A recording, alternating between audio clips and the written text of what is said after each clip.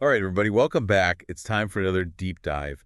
And, sometimes there's that thing that project that's been hanging over your head, Oh, yeah. that email you just keep putting on, Totally. and suddenly you're like reorganizing your entire sock drawer. I know exactly what you mean. It's procrastination, and it hits us all. Yeah. But today, we're going to dig into why it happens. Right. And even better, we're going to give you some actual tools to beat it. Yes, exactly.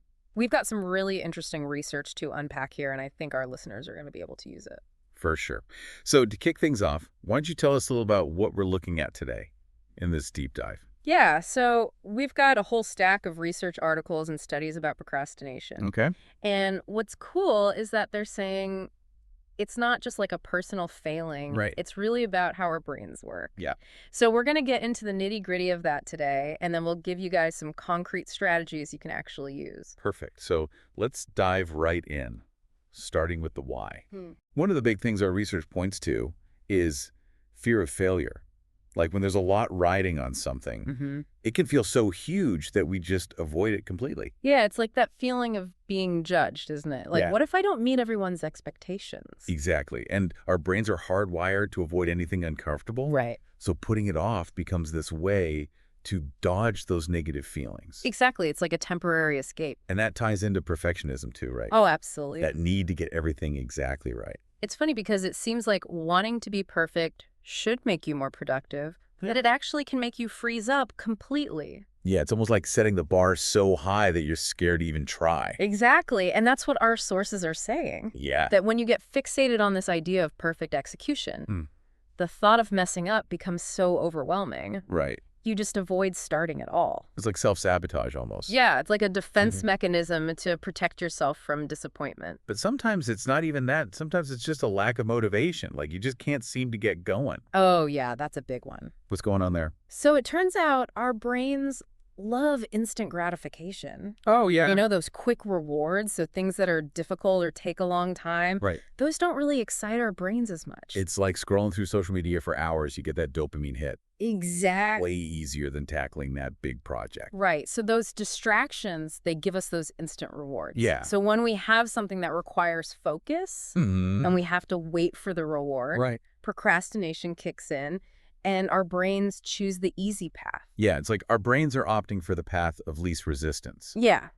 Basically. But it's so important to remember it's not just laziness. Definitely not. As our research shows, it's this mix of emotions.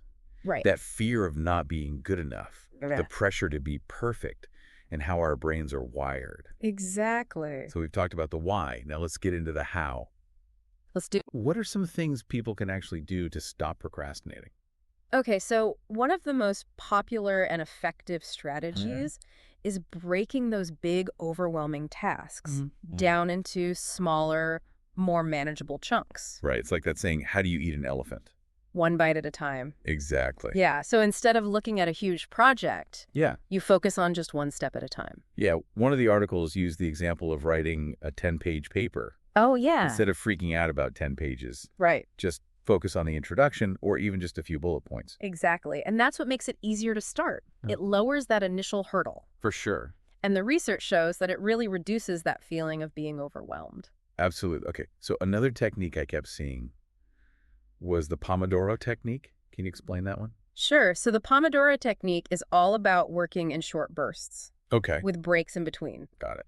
So usually it's 25 minutes of focus work and then 5 minutes of break time. And this creates a sense of urgency in those 25 minutes. So you're basically tricking your brain into thinking, I can handle 25 minutes. Exactly. That's not so bad. It's not forever. And No. those little breaks are like those mini rewards we were talking about. Exactly. They keep you from getting too burnt out. Yeah. And they help you stay on track. And that's what the research shows. Yeah. It helps you stay focused and avoid that mental fatigue that leads to procrastination. Oh, for sure. Okay. So let's talk about your environment. Yeah. Because if your workspace is a mess Oh, yeah. or you've got your phone buzzing constantly, Right. it's like you're inviting procrastination in. Absolutely. And our environment has a huge impact on our focus and our motivation. For sure. So having a dedicated workspace, Yeah.